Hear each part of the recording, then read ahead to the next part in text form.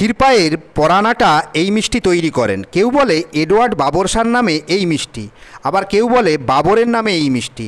কোন মিষ্টির কথা বলছি? মিষ্টিটির নাম বাবরশা। দাবি করা হয় হেক্টর জাহাজে করে এই ইংরেজ প্রথম ভারতে আসে। তাহলে ভারতে আসা প্রথম ইংরেজ কে? William Hawkins. গ্রামগঞ্জের মা বোনদের এক সময়ের নিত্যদিনের রোজনামচার অঙ্গ এই জিনিসটির বিভিন্ন ভাগগুলোর নাম ভাটি, ভিয়েন, শাল, বেকারি, এক পাখা, দু পাখা, তিন পাখা, পুয়ানঘাটি। আসলে এগুলো কি যে নিজে জ্বলে পুড়ে আমাদের জীবনে স্বাদ আস্বাদন করে আমাদের মুখে হাসি ফোটায়? বিভিন্ন ধরনের উনুন।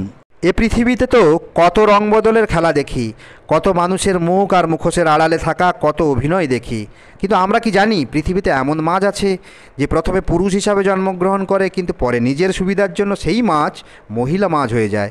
তাহলে বলুন, নিজের স্বার্থে রূপ চেঞ্জ করা এই মাছের নাম কি? বারামুন্ডি মাছ।